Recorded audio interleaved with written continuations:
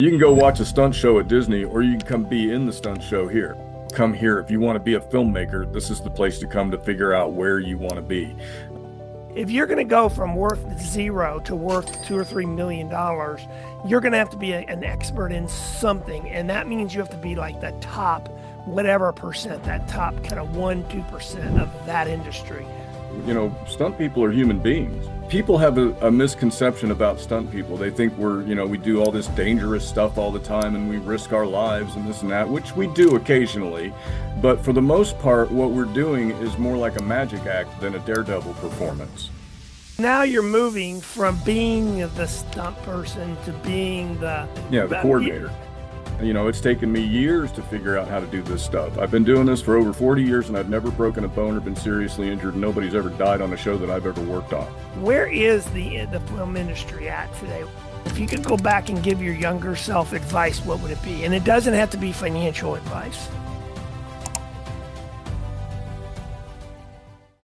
Thank you for joining today's Plan Assist podcast, where we help small businesses and entrepreneurs make better financial decisions.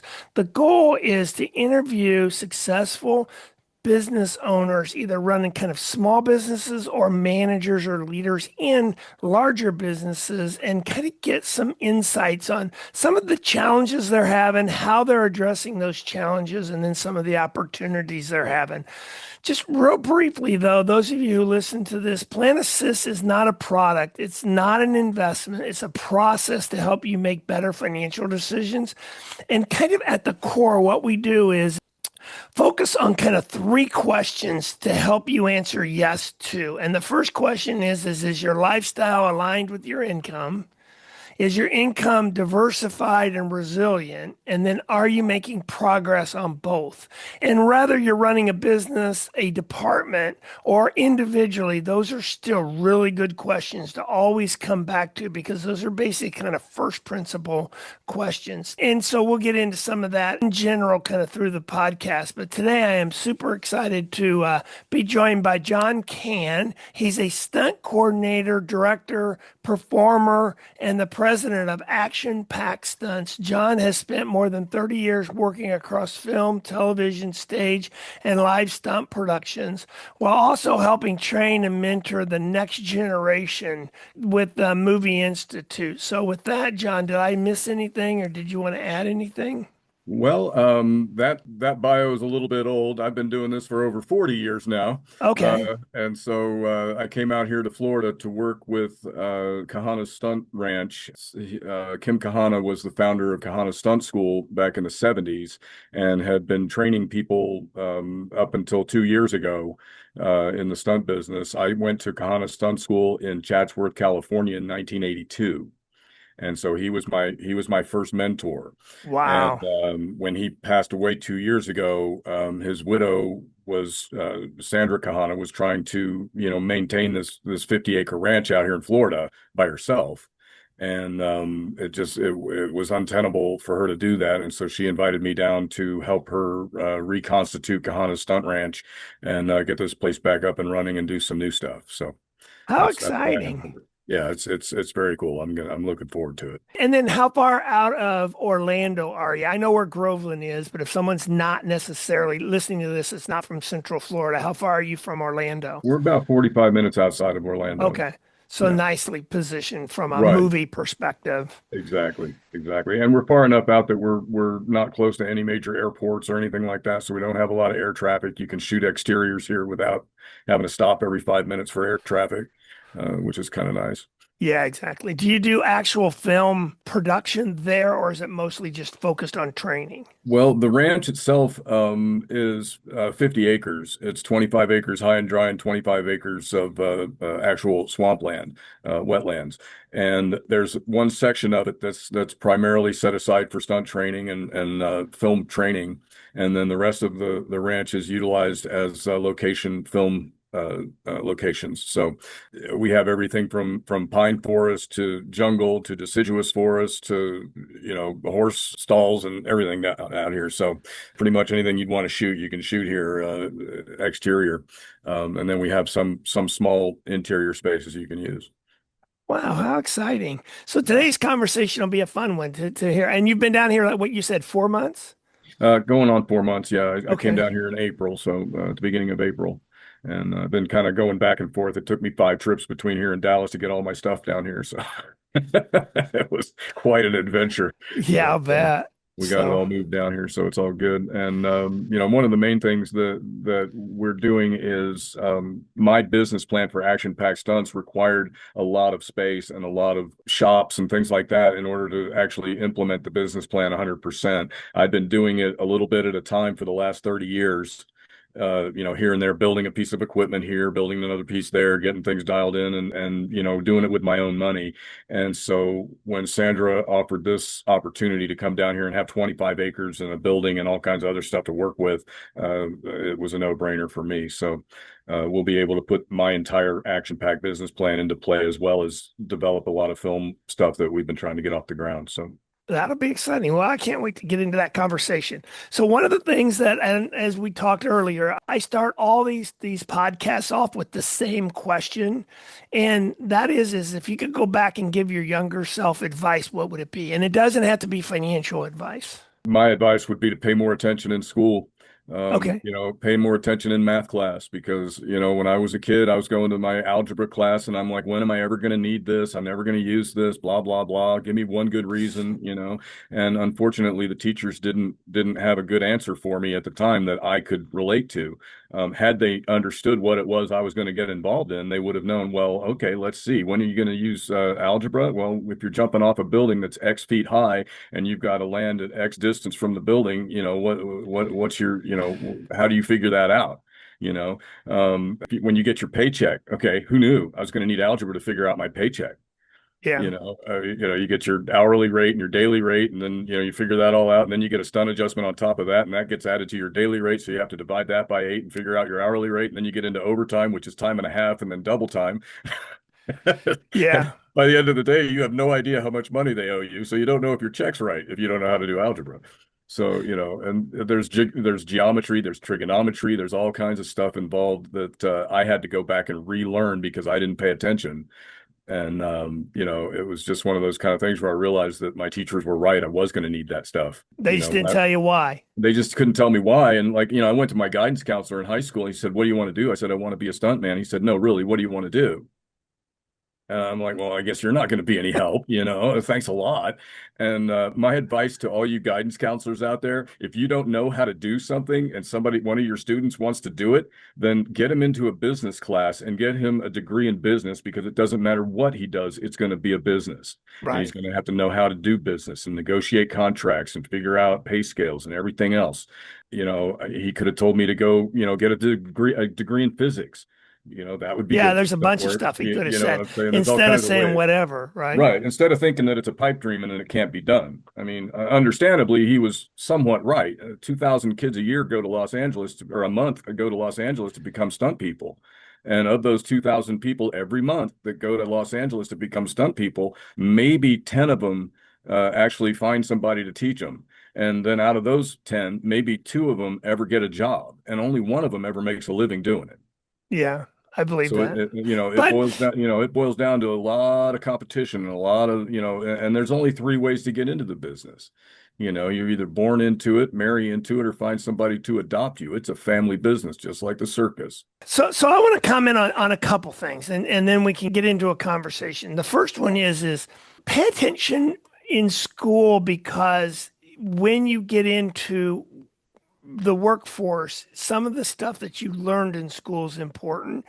And my point about that I just want to kind of follow up on and agree with you 100% on is it's more the critical thinking piece that people have to really think about, right? It's not it is algebra, but it's not algebra. It's how do you think, right? And one of the challenges that people are going to have, at least going forward, and I think a lot of kind of mid group is AI is going to make that even more difficult, right? I mean, you're going to have to work at critical thinking. And so that would be kind of my first kind of build off of what you just said. And then the third is what you just described is very, very competitive and very, very few people end up in that business.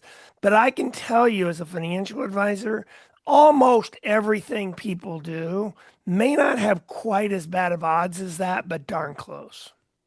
Right. I mean, Absolutely. like I went into trading commodities. I mean, how many people, if you're going to go from worth zero to worth $2 or $3 million, you're going to have to be an expert in something. And that means you have to be like the top, whatever percent, that top kind of 1, 2% of that industry.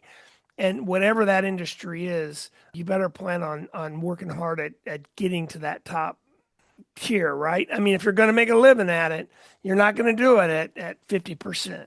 Yeah, well, especially in the stunt business. If you do stunts at 50%, you're dead real quick. Yeah, exactly. Okay, you can't, and that's That's one of the good. things. That's one of the things I run into issues with people is they don't understand that this is, people are, stunt people are human beings. We're real flesh and blood humans. We break Right, just like everybody else. The only reason we don't break doing what we do is because we know what we're doing right.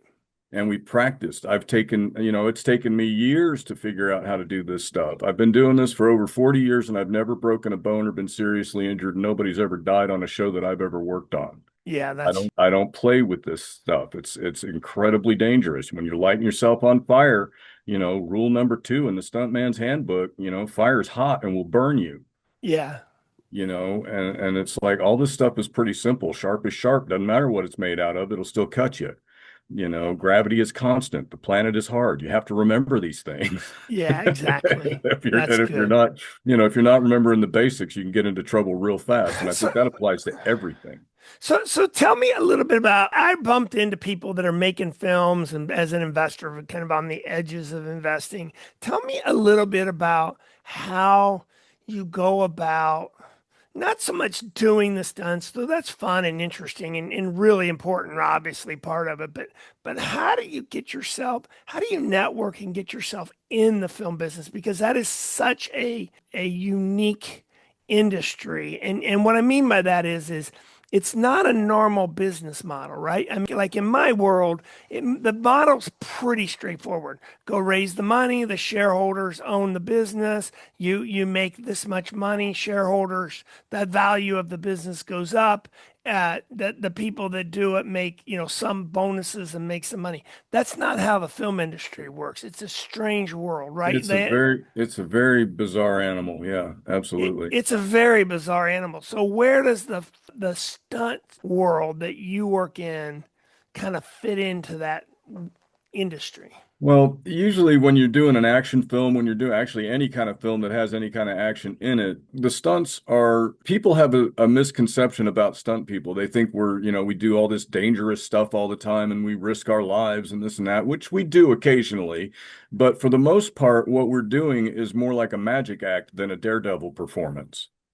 Okay, we're using camera angles, we're using technology, we're using pads and green screens and all kinds of other things in order to create the illusion that something is happening that's not really happening, so that we can then do it over and over and over again in case if okay, well something went wrong, we need to do it again. Okay, well if you get hurt on the first attempt, you're not doing it again.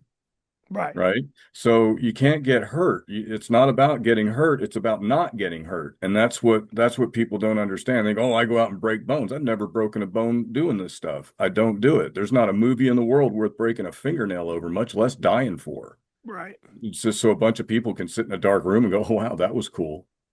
Yeah. I'm not going to die for that. Or some really crappy movie that nobody ever sees. And then, So okay, so so you so died for so that. where do you fit into the money part The of the money part of it is, of the movie part, right? I mean, yeah, so do they come and say, "Hey, John, we're going to pay you $10,000 for this 2 second for this 20-minute scene, and we want the scene." I mean, so do they No, share the that's that scene that's with not you? that's not really most stunt performers are members of Screen Actors Guild AFTRA, SAG AFTRA.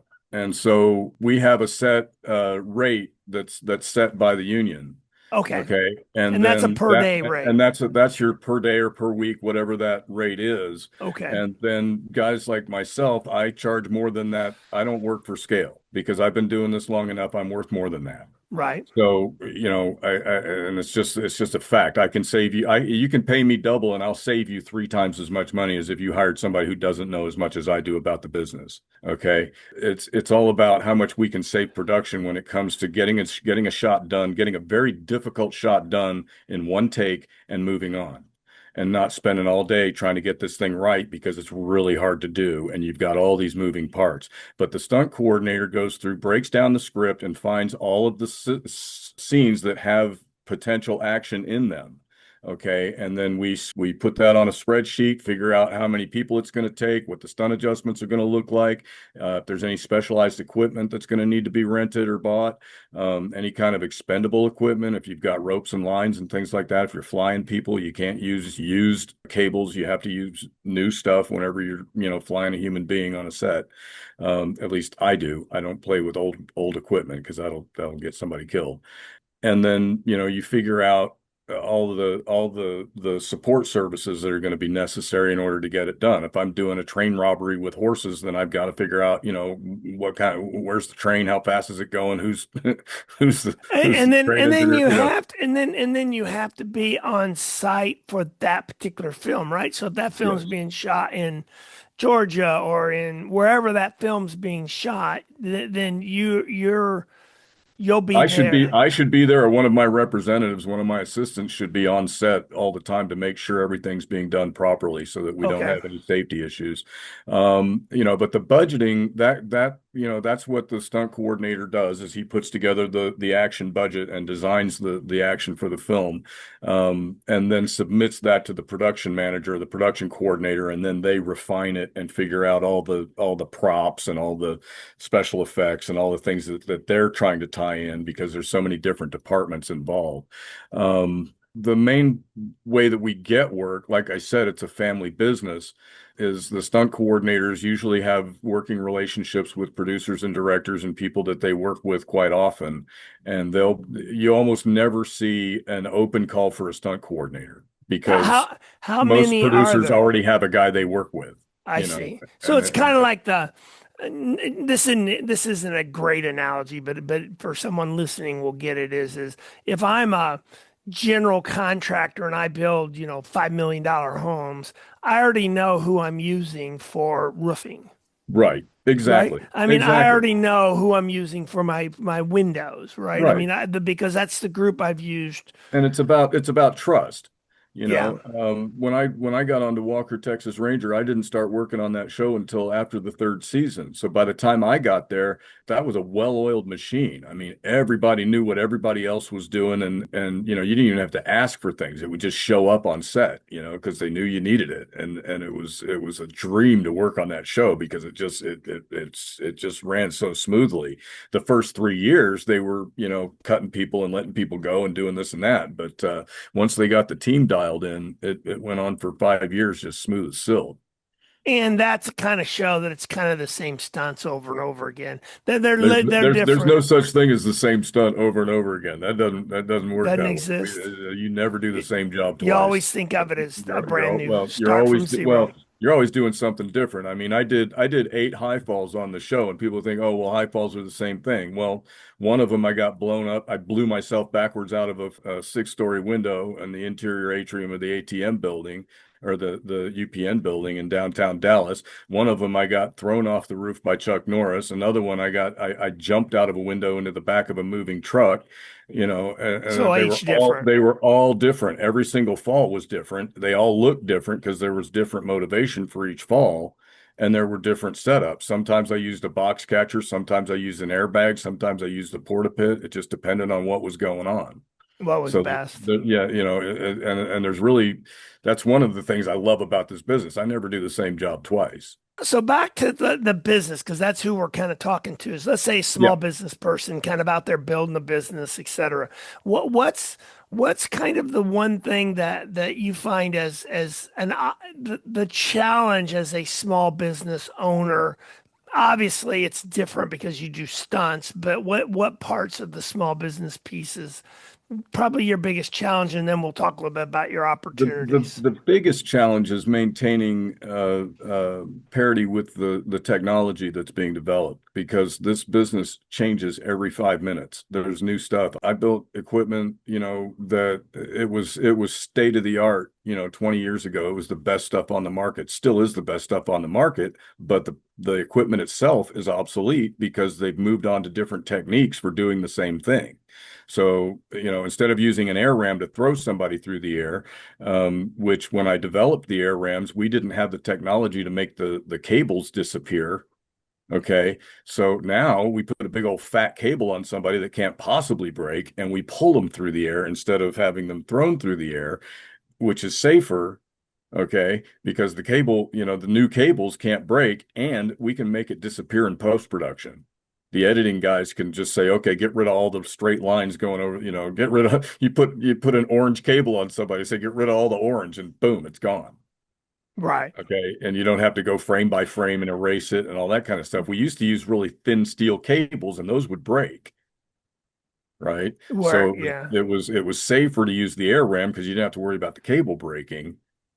But now, since you don't have to worry about getting rid of the cable, it's everything's gone to cable. But for a small business person, obviously that doesn't apply to typical small business, but the ability to change with technology To keep, does. yeah, to keep I up with mean, the I mean, technology is so always the toughest thing. You got to that stay on top of it. If you're not at the cutting edge of the technology in your industry, you're not going to make it. yeah, You're just not. whatever that is. I Whatever mean, that is, if it's real estate, if it's construction, whatever it is, you have to be at the top of your game or you're going to fail. and then exactly, and that technology is all because that's exactly how the new person is going to show up and Exactly. and kind of replace the old person. It's Right. almost always through technology. I mean, that's always the pitch, put it that way, right? It's Exactly. it's come in here, I'm going to save you money by using this technology versus 90 technology, and it's safer, less risk to and which But to okay, producers they don't care. They here's obviously their main point about the safety part, because I'm a financial advisor, so it comes the money. They care about the safety part because of money, right? I right. mean, They don't want to I get mean, sued, they don't right? want to get sued. I mean Yeah. that's really because the whole show goes down Right. If if somebody gets someone hurt gets on a hurt, film set, they're everything done. shuts down while they're doing paperwork and hospital runs and Yeah, everything else. So you can't really, and that's why they always wait to do the stunts last in case something does go wrong. They're not missing a whole day of shooting. Right. So you have to get there at 6 o'clock in the morning and then sit around until 8 o'clock, 9 o'clock, 10 o'clock at night and interesting. just Yeah, think about what you're about ready to go do that might kill you. And then you have to go do it. So right. it's a difficult balance. But as far as like the technology and keeping up with that, okay, when a new person comes in and all they know is the new technology and they don't know how where it came from or how the old guys did it or how it was That's originally equally done. bad. Okay, that's equally bad because, I've been in situations when I did Predator 2, I was all excited because I thought I was going to get to do a ratchet and get pulled up to the ceiling on a cable and, in the subway train and all this other, all this stuff. And when I got there, they had a wire going out of the top of the subway train to the top of the soundstage and then down through a pulley and down to a ladder in the middle of the soundstage. And I said, when are we going to set up the ratchet, the nitrogen ratchet? And the coordinator looked at me and said, what are you talking about? I said, aren't we going to do a ratchet? He said, no, we're going to see that 300-pound Teamster over there eating a donut. Yeah, we're going to put him up on that ladder and we're going to attach that cable to him. And then he's going to jump off the ladder when we say action and you're going to get slammed into the top of the subway train. So it went from a really high-tech ratchet system to a fat guy on a ladder. I mean, it was, Right. and that cost, to rent the ratchet system would have been $500. To have somebody there to run it would have been another $200. To have, the extra rigging and everything necessary to use a ratchet would have been expensive. But instead, they just used somebody who was on the set who, weighed twice as much as I did and put him on a ladder and had him jump off, and it did the same thing. Right? Yeah, It was that's awesome. old school hand pull technique, Yeah. instead of the high tech, expensive ratchet, and it worked great. Damn near Yeah, pulled me that's through the awesome. top of the subway train, but it worked.